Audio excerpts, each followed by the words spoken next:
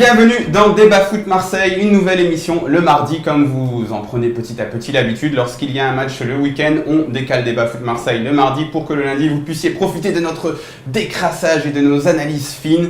Alors, pour faire les fines analyses aujourd'hui, j'ai le plaisir d'accueillir à nouveau Fabien Cassard, journaliste local, marseillais de chez Marseillais, qui a fait tous les arrondissements de Marseille, du 1er au 5e au 6e, parce que là c'est dans le 6e. Ouais. Et à ses côtés, Geoffrey Paulet, le légendaire community manager de Football Club de Marseille. Le roi des photomontages. Le roi de Paint. Le roi de Paint Game. Voilà. Ils veulent détruire Paint, mais lui ne veut pas que Paint s'auto-détruise. La gâchette de la souris. Alors, on va parler aujourd'hui d'un sujet qui fait un peu débat, Rudy Garcia, puisqu'apparemment, c'est le seul aspect du projet que l'on peut critiquer, c'est Rudy Garcia. On va se demander, est-ce qu'on n'est pas un peu trop sévère avec Rudy Garcia ? On va ensuite vous proposer un bon plan mercato, on ne vous en dit pas plus pour le moment, mais on commence tout de suite avec l'avis tranché.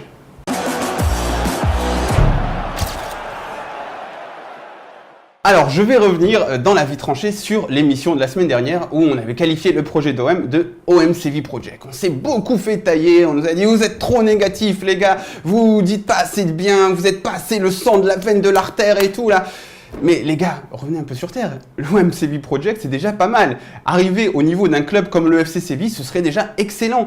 Et il faut voir les choses un peu dans leur perspective plus globale. Quels sont nos moyens ? Ce sont plutôt ceux d'un club comme le FC Séville, plutôt que comme les grands clubs de la Champions League. Parce que c'était un peu ça que ça nous laissait penser, l'OM Champions Project. Alors, quel est le problème ? Le problème, c'est peut-être qu'on remet un peu en perspective l'enflammade qui avait suivi la com pyromane de nos nouveaux dirigeants, un brin à leur arrivée, c'était un peu pyromane. Et on sait que le cœur des supporters marseillais, il est prêt à s'enflammer très très vite, un peu comme le maquis de notre région, surtout après une période de temps sec, comme le long hiver de Vincent Labrune. Alors forcément, tout le monde s'est un peu enflammé. Nous, notre sujet, c'est pas de dire le projet c'est de la merde, c'est de dire le projet il est peut-être un peu plus limité, il est au niveau de Séville, mais c'est déjà pas mal. Donc voilà les gars, l'OM Séville Project, c'est déjà pas mal. Donc longue vie à l'OM Séville Project et allez l'OM. Alors les gars, qu'est-ce que vous pensez de mon avis tranché ? Geoffrey ? Non, moi je suis d'accord, de toute façon on en parle un peu depuis longtemps sur l'émission, mais moi je suis d'accord avec le OM Séville Project parce que c'est ce qu'on est en plein dedans. Après pour moi on n'a pas encore le niveau de Séville, parce que je pense que là on se tape Séville, on se fait taper je pense vu les matchs qu'on fait qui sont pas tonitruants non plus et que moi je me fais chier clairement devant le match quoi, voilà. Et d'ailleurs c'est une analyse que partage aussi sans doute Najet Rami avec qui j'avais un peu échangé sur Twitter et qui m'en avait parlé aussi. C'est clair qu'on n'est pas encore au niveau de Séville. Loin de là, moi je serais au niveau de Séville là actuellement, je serais le plus heureux du monde, sauf qu'il y a encore du travail quoi. Et toi Fabien, toi qui n'étais pas là la semaine dernière et qui nous a quittés pendant au moins un mois là, qu'est-ce que tu en penses ? Est-ce que l'OM Séville Project, est-ce que tu trouves ça insultant pour le projet de l'OM ? Alors moi je te mets 2 bémols, c'est que Séville est arrivée là où elle est arrivée par des paris sur des jeunes joueurs venus un peu d'un réseau assez étendu de recruteurs, et c'est ces paris-là qui ont fonctionné, qui ont fait qu'ils ont fait des grosses reventes et des gros achats, qui ont construit le projet. Donc c'est un projet... Pas comme, si tu compares les deux, nous on est arrivé en disant voilà, on a de l'argent. Sanson, à ma vie, ouais, c'est ça voilà. la différence. La différence c'est que tu as de l'argent. Exactement. Alors que final... Séville, c'est pas tellement on a de l'argent, c'est on va tenter des paris, on produit du beau jeu et eux et c'est bien parce que le débat va être sur Rudy Garcia, mais se sont toujours reposés sur des entraîneurs qui font jouer et sur des jeunes prometteurs. Que ce soit Valverde ou Sampaoli, c'est des entraîneurs qui font jouer et c'est ce qui a aussi fait. Tu vois, je pense que l'OM, ça peut être un mélange entre le Séville Project pour côté-là, mais Séville a pris aussi un peu du côté de Monaco en disant je prends des jeunes joueurs et je les revends plus tard pour faire un peu d'argent. Ça, on va voir si on va pas y arriver. Parce que, à ma vie, toute la question est là. Donc tu peux pas dire encore Séville Project parce qu'on sait pas encore où nous on va aller avec ces jeunes-là. Par contre, sur le terme Champions Project, et là je te rejoins sur la communication qu'on a faite, on est allé un peu trop loin, on a vendu un peu trop de rêves aux supporters, mais quand tu regardes la réalité des faits, le projet tient la route quand même. Voilà, il tient la route. C'était le but de cet avis tranché, de dire que... Donc en fait, c'est même pas tellement prendre un autre exemple, c'est plutôt calmer un peu nos ardeurs et dire on n'est pas tellement Champions Project, ou peut-être Champions League Project. Là, ça serait un peu plus cohérent. On va dire l'OM qualification en Champions League Project. Par le 3e tour préliminaire des barrages. On verra. OM Séville Project, on en reste là-dessus chez Football Club de Marseille et on espère qu'on atteindra le niveau de ce grand club pour le moment. Allez, on passe à la seconde partie. Alors, on a vu que c'était très difficile de critiquer la moindre parcelle de l'OM Champions Project parce que c'est vraiment c'est trop grandiose. Mais il y a une partie de l'OM Champions Project qui est très critiquée, c'est l'entraîneur. Alors, on va venir tout de suite sur le cas de Rudy Garcia.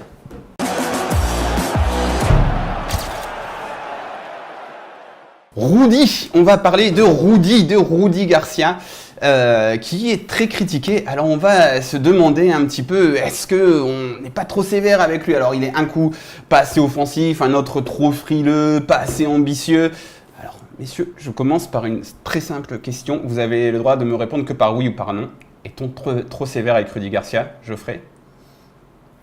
Juste oui ou non? T'as dit oui ou non? Ben non.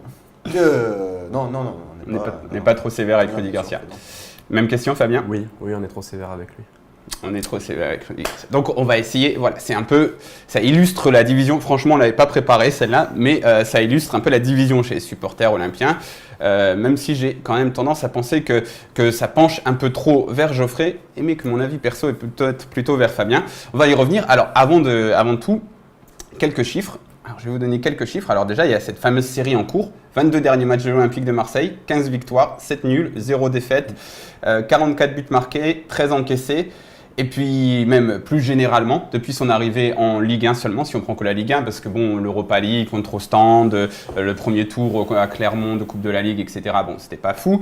Mais en Ligue 1, avec Rudy Garcia, on a joué 31 matchs, on a pris 56 points, on a marqué 50 buts, on a encaissé 31 buts. On a une moyenne de 1,80 points par match, ce qui n'est pas trop mal, on n'est pas très loin des 2 points, et 1,60 buts marqués par match et 1 encaissé. Et bien sûr, on est invaincu depuis le 27 février en Ligue 1, et on est toutes compétitions confondues depuis le 1er mars. Alors au niveau des résultats, Geoffrey, toi qui es un peu plus sévère, est-ce que c'est quand même pas mal? Non, je vais pas te dire que c'est pas mal, tu es en train de me sortir des chiffres. Moi, je vais te parler d'un autre truc, c'est le jeu. Il n'y a aucun jeu, il n'y a aucun risque qui est pris. Depuis l'année dernière, franchement, je me fais chier. Voilà, attends, mais on va en venir au niveau du jeu, au niveau des résultats. La télé. C'est tout juste si je m'endors devant les matchs. Il est sévère. Mais c'est vrai. Après, je veux dire, voilà, Garcia. Tu sais ce qu'on va te dire, Geoffrey. Tu sais ce qu'on va dire. On va te dire, mais tu supportes l'OM depuis quand? T'as pas vu les matchs avec Franck Passy, avec Eli Bop, etc. On va te la sortir, celle-là. Non, mais bon, ça fait longtemps que je me suis endormi devant les matchs. Il y a que bien ça qui m'a un peu réveillé. Voilà. Et non, voilà, il y a que lui qui m'a un peu réveillé devant et on est vite retombé derrière. Bon, on va partir sur le jeu, mais sur les résultats, franchement. Sur les résultats, oui, peut-être qu'ils y sont. Ouais, on a vaincu. Voilà, il y avait la claque qu'on a pris contre Paris. Après, derrière, on n'a plus perdu là-bas. Ça, t'avais envie de dire, on a vaincu que des équipes de Rambois. Voilà, on a été éliminé contre Monaco. On n'a plus perdu toute compétition confondue, mais forcément, il n'y avait plus de compétition derrière, donc c'est pareil. Bon, Là, on me prend des chiffres, oui, tu peux me parler pendant le truc, moi je vais te parler pendant 100 ans aussi du jeu. Non, mais on va y venir au jeu. Fabien, toi, au niveau des résultats? Tu peux rien dire, parce que les résultats sont là, en termes de chiffres. Par contre, c'est vrai que le débat n'est pas tellement là, parce que les chiffres... On a eu un calendrier favorable. Mais c'est important, on sait l'importance et c'est pas justement ce qu'on essaye de faire ici parce qu'on va longuement parler du jeu et de la com également. Mais sur les plateaux télé, on va toujours te dire l'entraîneur qui gagne, c'est celui qui a raison. Tu as un truc en fait qu'il faut prendre en considération avec Garcia, c'est qu'il vient de l'AS Roma ou à l'AS Roma, on lui a appris le résultat. La Serie A. Et sa série de 13 victoires consécutives en ouverture du championnat d'il y a 3 ans, où il concurrence la Juve, c'est des 1-0, des 2-1, des 2-0, des petits scores et surtout un jeu basé sur, si tu veux qu'on parle du jeu maintenant, sur une défense solide, un milieu renforcé avec ce fameux Luis Gustavo chez nous, mais ce fameux triangle et devant des joueurs rapides avec une pointe en attaque. Et ce schéma-là, moi, en réfléchissant un petit peu 30 secondes, si tu regardes bien, on arrive au même constat que quand on était sous Deschamps. Sous Deschamps, les résultats étaient là, on a même été champion de France, mais c'est vrai qu'au Stade Vélodrome, c'était pas ouf, c'était un peu chiant. Justement, j'étais abonné au Stade Vélodrome à cette époque et c'était quand même, franchement, j'ai eu des émotions extrêmement fortes grâce aux victoires, mais je me suis fait chier extrêmement fort. C'est quand même pas du même niveau avec Rudy Garcia. C'est pas du même niveau, mais... C'est quand même au-dessus, au niveau du jeu. Qui ? Tout dépend des joueurs. Garcia. Excuse-moi, mais Lucho sous Deschamps, moi, dès qu'il a touché le ballon, j'étais en folie. Au-dessus. Mais voilà, c'est pas tellement au-dessus. Mais même. par contre, c'est le même style pour moi, c'est le même style d'entraîneur sans les titres pour Garcia. Voilà. Et c'est la différence. c'est ça. Moi, je pense que le football de Didier Deschamps, je sais plus qui avait dit ça après la finale de l'Euro perdu, c'est si t'enlèves les titres, t'as plus rien. Mais si t'as les titres, exactement. Le titre, la Coupe de la Ligue, c'est le plus beau moment de foot de ma vie. Et oui, c'est le premier titre de l'Olympique de Marseille. J'en ai pleuré. 2010, J'avais pleuré. Quand Taïwo, il insultait tous les Parisiens au Stade de France. C'est l'année d'après, ça. C'était l'année d'après. C'est l'année d'après, ouais. Contre Montpellier. Donc voilà, donc Didier Deschamps, un respect éternel à lui, mais au niveau du jeu, moi je pensais que c'était, je trouve que c'est quand même moins bien que ce que nous propose Rudy Garcia. Qu'est-ce que tu aimerais voir en plus, toi, Geoffrey, toi qui trouve que le jeu est très ennuyeux? Moi je suis d'accord que je suis sévère avec Garcia. Par contre, ton analyse sur la Serie A, oui, c'est le jeu qu'il a fait là-bas. Le problème, c'est que la Serie A, il n'y a plus de jeu parce que c'est la tactique à fond. Et là, il est en train de me reproduire un peu ce qu'il faisait à la Roma avec l'OM, sauf que t'es à Marseille, mon grand, et au bout d'un moment, voilà, tu vas au Vélodrome. Je passe plus de temps à prendre du plaisir avant les matchs que quand j'arrive à un pied au Vélodrome, à part quand je suis dans la tribune et que je chante, quoi. Mais t'as quand même eu des beaux matchs, t'as quand même eu OM Saint-Etienne, OM Nice. Oui, mais voilà, le problème, c'est que tu peux les compter. Sur les doigts d'une main, tu peux les compter. Il a fait combien? La moitié des matchs l'année dernière, je me faisais chier. Non, mais même au stand, c'est pas mal. Oui, mais au stand, parce que ça a repris devant. Et après, voilà, il y avait la ferveur. On a joué au Vélodrome. Ils étaient obligés de sortir un gros match, mais après, ça retombe. Mais regarde, par exemple, vu vu qu'on est dans la comparaison Garcia-Deschamps, Garcia, il aligne pratiquement tout le temps 5 joueurs offensifs. Parce que même si, après, on peut reparler de la manière dont il gère ces deux milieux de terrain qui ont un rôle un peu bâtard entre l'offensif et la défensif, Sanson et Lopez, il les gère peut-être mal, mais en tout cas, tu mets Sanson, Lopez, Thauvin, Payet et Germain ou Gomis devant quand même. Ça, je suis d'accord. Au niveau des ambitions, il part quand même avec une envie. Oui, voilà, l'envie, il veut. Après, le problème, c'est est-ce que ça vient des joueurs, est-ce que ça vient de l'entraîneur? Ça, c'est toujours la question à chaque fois. Moi, l'animation offensive, elle n'y est pas. Il y a trop de temps mort, il y a trop de temps où c'est les autres qui ont le ballon. Nous, on l'attend de le récupérer. Quand là, il y a trop de déchets techniques encore derrière. On se projette pas. Pour moi, on se projette pas assez vers l'avant, vraiment. Et alors qu'avec les joueurs qu'on a, ça pourrait faire. Je sens que Fabien il a envie de rajouter un truc.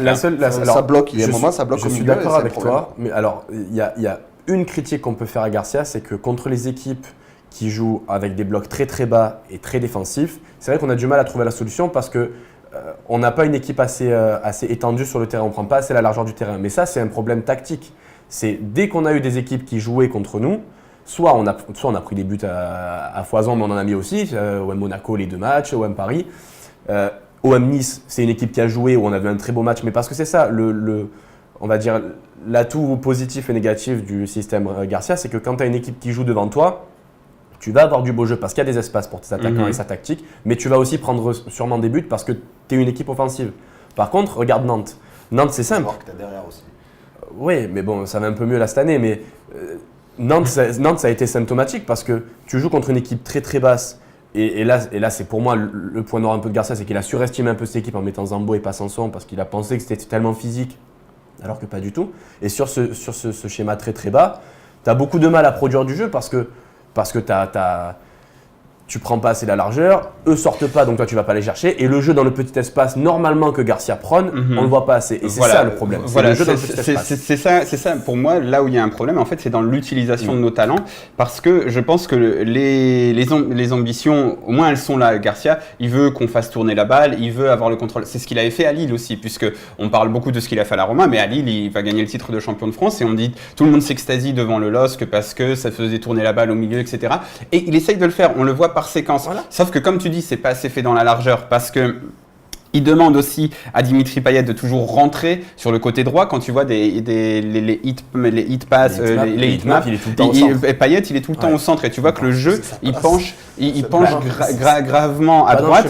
Et ensuite, l'autre gros problème, c'est que là, par exemple, tu parles du match de Nantes et à Nantes, il fallait donner de la latitude à Gustavo et en fait c'est ce qu'a permis de faire Zambo. Mais donc quand tu fais ça après, T'as Lopez qui erre comme un mec, comme un aveugle sur le terrain qui court partout, qui sait pas trop exactement où il faut aller.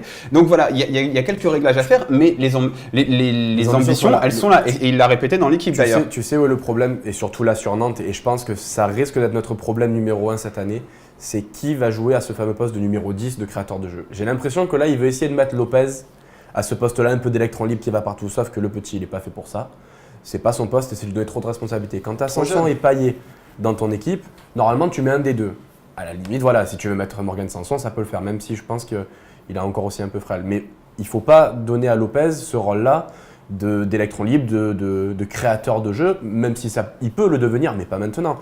Sur le match d'Ostende, moi je suis au stade OM Ostende, le match aller, il va faire un pressing sur le défenseur de base, il revient après au milieu, enfin, il fait des allers-retours. Et là, Nantes, il a aussi beaucoup couru. Mais il s'épuise.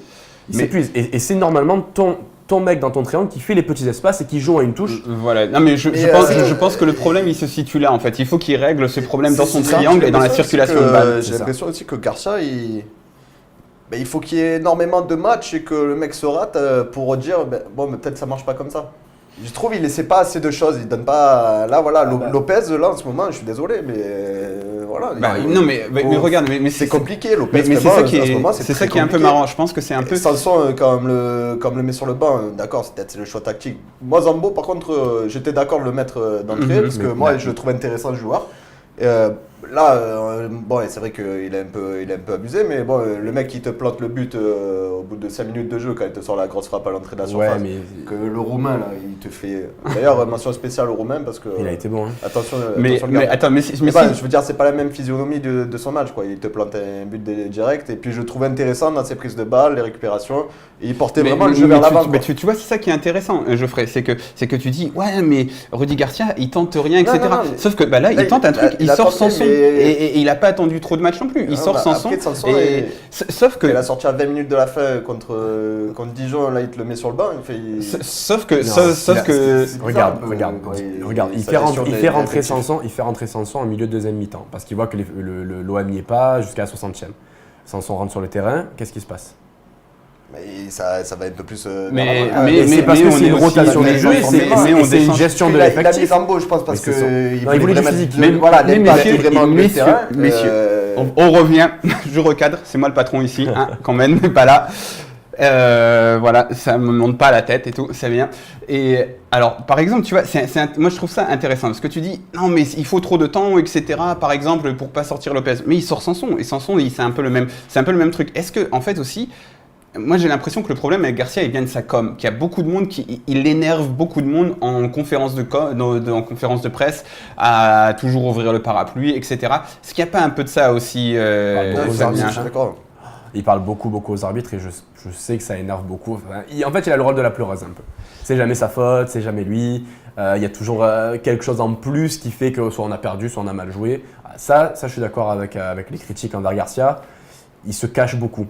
Alors qu'il est satisfait, alors que des fois il n'y a pas la place d'être satisfait. Au bout d'un moment, non, ça n'a pas été bon et on va pas dire derrière ça a été bon. Alors qu'il nous a été vendu comme un très bon communicant, parce qu'en fait ce qu'il fait c'est des très bonnes. La communication c'est surtout ça qui me gonfle, parce que des fois tu te fais chier devant les matchs. Ah ben non, il faut pas dire ça. Là derrière on a été costaud. Le match à Ostende par exemple. Qui est costaud derrière. Le match à Ostende c'est un bon exemple. On va à Ostende, on fait 0-0. Et il sort du match en disant oui, non, ça va, c'était bien et je suis content d'avoir fait ça. Mais c'est dans la com de se dire mon équipe a travaillé un aspect en plus sur la pré-saison. C'est pas de dire qu'on a bien joué ou que ça a été bien. Il dit moi, mon objectif, c'est de travailler aujourd'hui. On a travaillé ça. C'est comme le match de Centre, c'est comme un match de Coupe de France où tu résistes à la 90e minute et où tu fais rentrer 5 joueurs. Enfin, dans la préparation, c'est bien d'avoir des matchs comme ça. Donc après, il faut savoir analyser la com de Garcia dans son contexte de groupe. Et pour moi, c'est le point fort de Garcia. Il arrive à gérer ses hommes. Et c'est ces hommes comme un vrai groupe uni, et par contre les mecs sont prêts à aller au charbon pour lui. Et ça c'est un truc. Mais par rapport aux supporters, sa com, c'est vrai que je te rejoins là-dessus, sa com elle est très bonne par rapport à son groupe, parce que je pense que ces joueurs, ils doivent se dire c'est bien, il nous défend en conférence de presse, etc. Mais par rapport à la presse, c'est vrai que par rapport aux supporters, c'est vrai qu'il énerve un peu tout le monde. C'est le rôle d'un coach d'être le meneur de ses hommes et de les protéger. Après, par rapport à son équipe, comme tu as dit, franchement, il n'y a rien à dire. Parce que pour les mettre dans un cadre, genre les mettre au meilleur, Garcia il est bon dessus. Mais Et on voit notamment avec Zambo. après, me dis pas la défense a été bonne quand elle est pas bonne. Au bout d'un moment, voilà, il faut être réaliste quand on parle juste. Mais t'encaisses très peu de buts, regarde, t'encaisses très peu de buts, c'est ça le truc de fou. Donc c'est que le mec.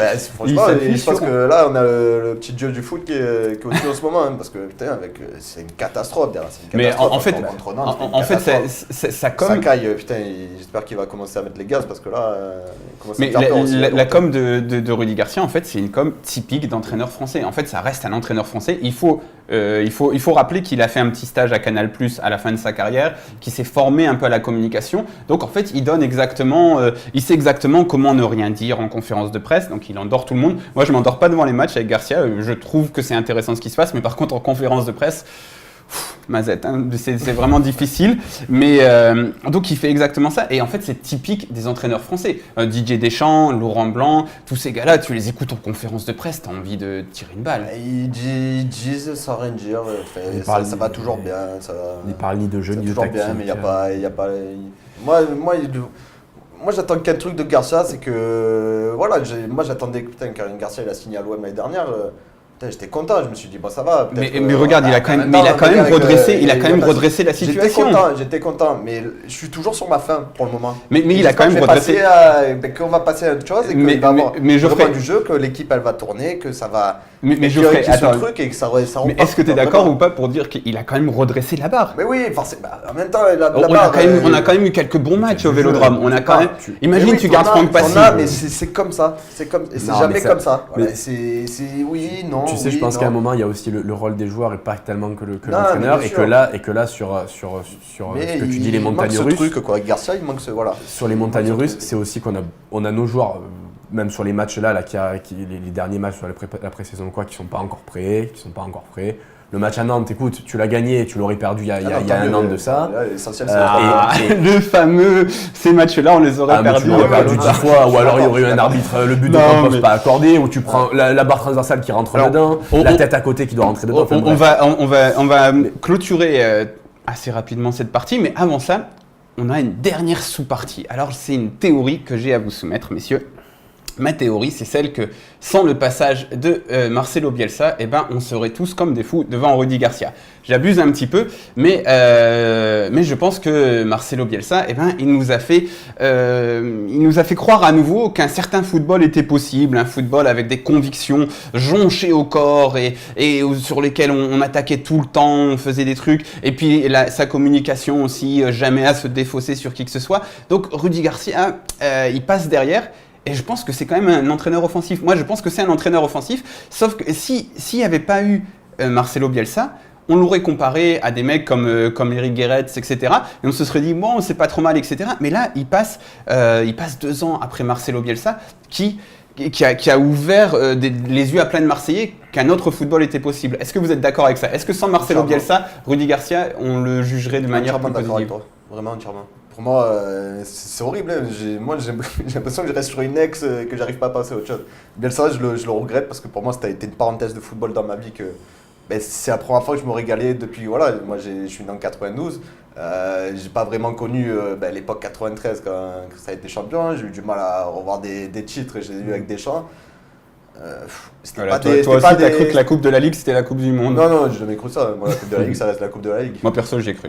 Mais moi, voilà, Bielsa, ça a été une parenthèse football dans ma vie que vraiment, j'ai vraiment kiffé cette année-là avec l'OM et ça a été vraiment magnifique, quoi. Et c'est vrai que passer après ça a été dur. Après, oui, il n'y a pas eu de titre, on va me dire la défense, c'était pas ça. Non, parce que moi, je parle devant. Combien il y en a qui retournent leur vestiaire devant le Vélodrome? Non, Bielsa, depuis qu'il a signé.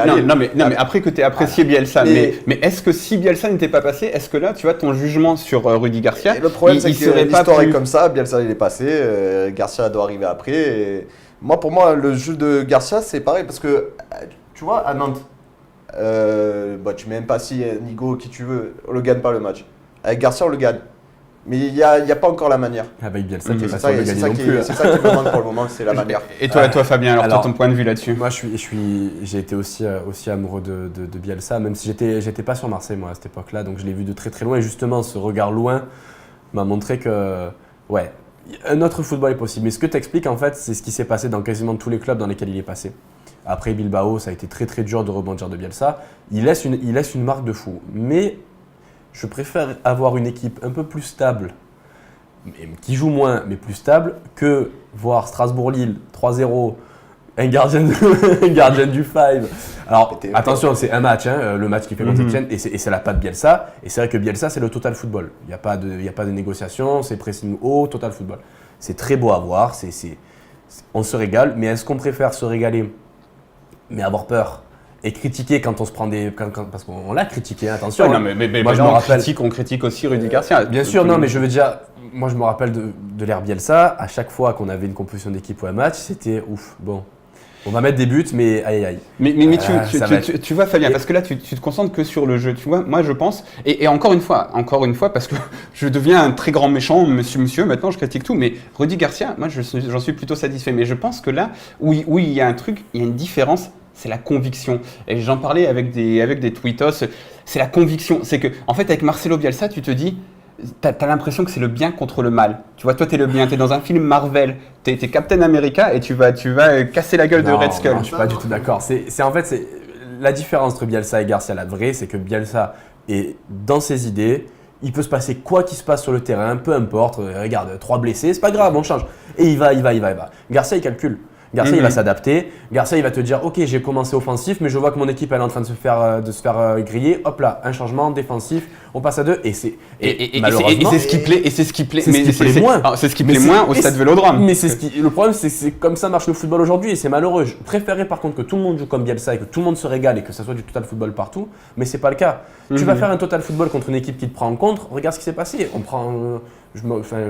Il y a des défaites avec Bielsa qu'on a en travers parce qu'on a trop joué. Mais malheureusement. Mais tu vois, j'ai aussi on parlait d'un ami en commun, Thomas Caratu, qu'on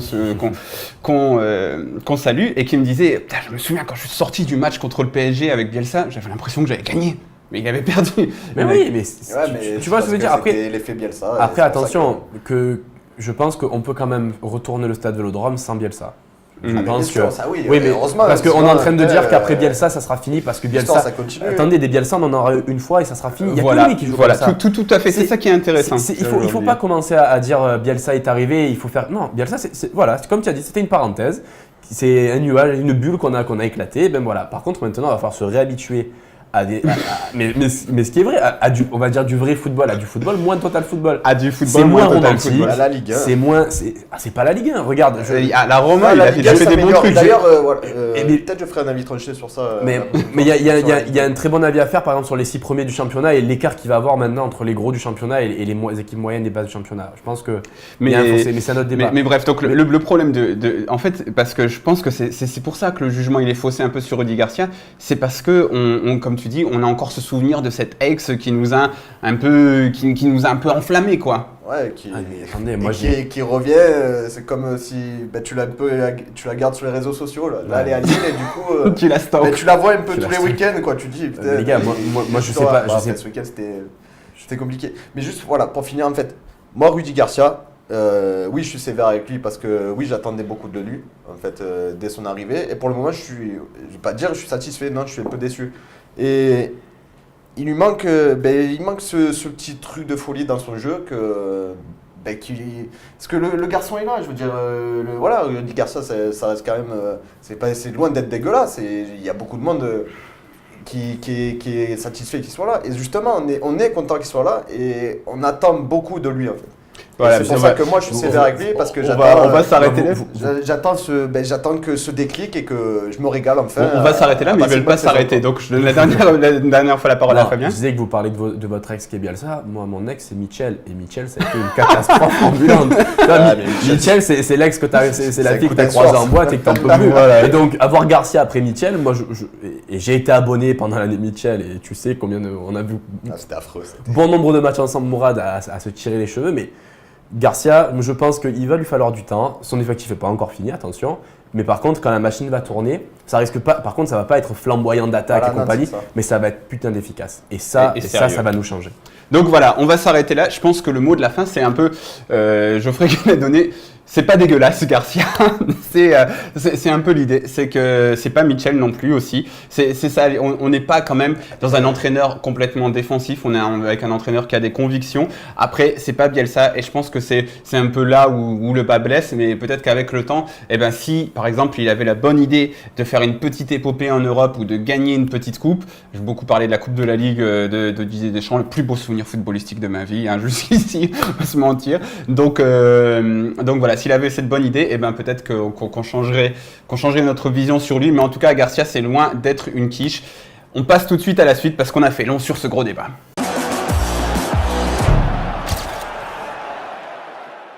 Le bon plan mercato de la journée, c'est encore un Chinois, enfin un Colombien parti en Chine, hein, Jackson Martinez, puisque on a cru comprendre que Rudy Garcia voulait un grand attaquant par le talent, mais aussi surtout par la taille. Donc on lui propose ce bon vieux Jackson, 1m85 quand même, et qui est bien perdu en Chine. Mais avant ça, moi je l'avais vu terroriser les défenses portugaises, je l'avais vu terroriser la défense du Bayern Munich en 2014-2015 quand même. Excusez du peu, hein, c'est pas Bafé Gomis qui terrorise la défense de Toulouse, c'est un level un peu au-dessus. Donc pour toutes ces raisons, eh ben, Jackson Martinez, moi ça m'intéresse un petit peu. Alors, on va rappeler un petit peu que là, il est perdu à Guangzhou Evergrande, le plus grand club chinois. Il a été vendu là-bas au terme d'une belle triangulation entre l'Atlético, les investisseurs chinois de l'Atlético et la Chine. Donc il est parti, il n'avait pas tellement envie d'y aller. Alors ça a été un flop total, il a eu quelques petits problèmes avec les supporters. Il a ensuite pas été très bon sur le terrain, à tel point qu'il n'est même pas sur la liste pour la Ligue des Champions asiatiques. Il est complètement à côté. Maintenant, en plus en Chine, ils ont besoin ils ont un quota de joueurs étrangers. Donc il n'a plus du tout sa place en Chine, il ne vaut plus grand-chose au niveau de l'indemnité de transfert, parce qu'il était quand même parti pour 42 millions.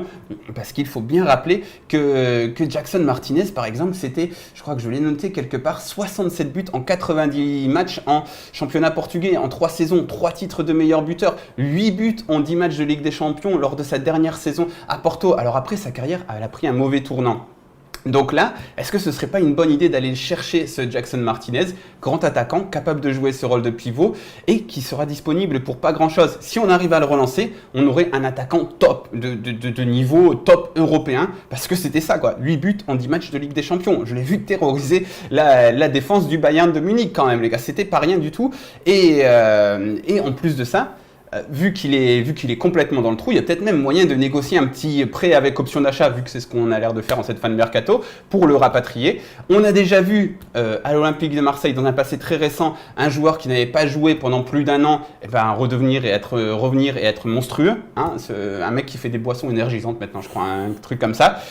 Et en plus, on peut même se dire que si on arrive à relancer la carrière de Jackson Martinez, eh ben, il se sentira peut-être redevable envers l'Olympique de Marseille. On aurait un très grand attaquant, quelqu'un avec un nom quand même de star, Jackson Martinez, rien que le nom, quoi. Et puis quelqu'un qui correspond parfaitement au profil demandé par Rudy Garcia. Bref.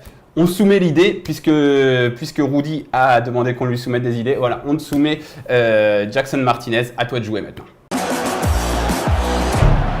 Alors, on va voir maintenant avec nos invités si j'ai réussi à leur vendre mon bon plan. Alors Fabien, toi je sais que ça passe pas quoi, Jackson Martinez. Moi Jackson Martinez, oui j'ai le souvenir de Porto, comme tu as dit, mais après tous ces joueurs qui partent en Chine, que ce soit pour l'argent ou parce que là on l'a un peu obligé, et qui reviennent, qui jouent pas en plus, qui reviennent dans des conditions physiques de fou. Alors imaginons qu'on l'achète, on part dans tes scies fabuleux. Il arriverait donc je pense le 31 août, parce que le temps de faire les transactions et tout, prêt avant octobre. Donc, tu vas pas acheter un joueur qui est hors de forme, qui va avoir 31 ans, dont on ne sait plus le niveau. Et je pense que c'est un pari risqué pour ton grand attaquant. Il ne faut pas oublier que c'est normalement la pièce maîtresse dont on nous Et si tu prends un prêt avec option d'achat, tu as un mec devant qui fait un peu le boulot en ce moment. Ouais, mais prêt avec option d'achat. Là, par Parce exemple, que dans tous les cas, tu prends, on va dire, un autre Colombien, Carlos Bacca ou Kalinic ou quoi que ce soit, le temps qu'il s'intègre à l'équipe, ce sera aussi 1 ou 2 mois. Le prêt avec option d'achat d'Amavi, parce que tout à l'heure tu as fait la référence, c'est parce qu'Aston Villa le voulait. Je pense que l'OM le voulait. Non, je pense que. Parce que moi, j'ai quand même un peu l'impression que, c'est ce que Jacques Auriol nous a dit, mais j'avais quand même un peu l'impression qu'Aston Villa, ils étaient prêts à le vendre 8 millions à Séville il y a 3 semaines. Quoi. Donc bizarrement, maintenant, ils veulent un prêt avec option d'achat alors qu'ils veulent se débarrasser du joueur. Je pense qu'il bon, Et c'est ça pas va la débat. première fois qu'on entend des bruits sur des prêts avec option Mais- d'achat. Ça veut pas dire qu'on n'a pas d'argent, mais ça veut dire qu'on est déjà dans le budget de l'an prochain et qu'on n'a plus trop d'argent à dépenser immédiatement. Mais après, tu sais, il y a des. Ok, pour aller. Tu as pris l'exemple de Diarra qui est bien. Là, par exemple, le Barça va faire Paulinho, donc le fait revenir un joueur. Ouais, Mais c'est un sauf joueur que qui Paulinho, joue. il jouait, ouais. Voilà, c'est pas pareil. Là, tu nous parles d'un joueur qui joue pas, qui est vieux, qui est un nom sur son long passé. Non, mais qui est vieux par rapport à ça. Maintenant, quand tu joues pas et que tu as 30 ans, Ah, c'est compliqué. c'est pas pareil. Hein. Mais c'est un vrai talent, parce que c'est ça. Après, Oui. on nous parle de Vincent Janssen. Vincent Janssen, il a fait Non, une ouais. saison au plus haut niveau. Kalinic, il est apparemment Ouais. à 2 doigts de signer au Moi, Milan. tu me donnes un joueur, Euh, c'est Pablo Alcácer du Barça.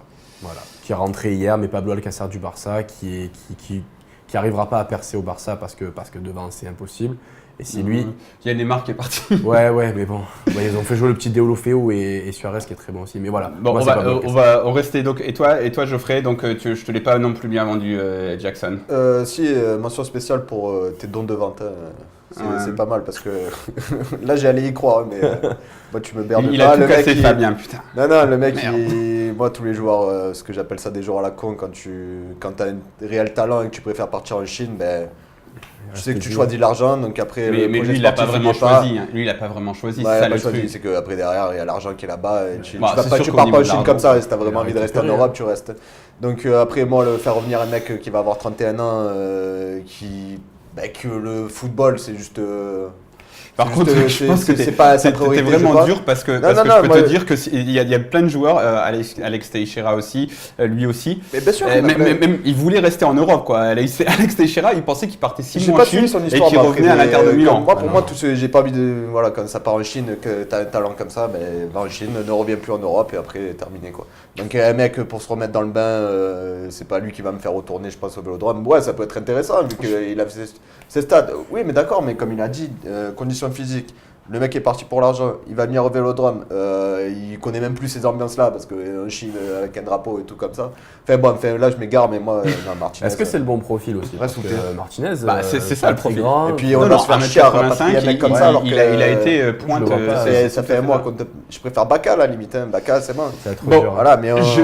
Je n'ai pas convaincu ça mes grave, acolytes bon, du bon plan Mercato. Je continue à penser que c'est un gros pari, je suis d'accord, mais cependant un pari qui pourrait rapporter gros, alors que si on prend une valeur sûre qui rapporte rien du tout, Vincent Boubacar qui me glisse ce nom, je sais pas, on ne risque pas de gagner grand chose avec Jackson Martinez. On fait un pari, mais on risque de gagner gros. C'est ce que je pense, c'est mon avis et c'est moi qui clôture cette émission. Donc on termine là-dessus. Voilà, je vais remercier Geoffrey et Fabien pour ce débat très animé et pour leurs avis construits. Et je vous donne rendez-vous, pas jeudi parce qu'il y a Europa League, mais vendredi pour un second débat foot Marseille. Ciao, ciao.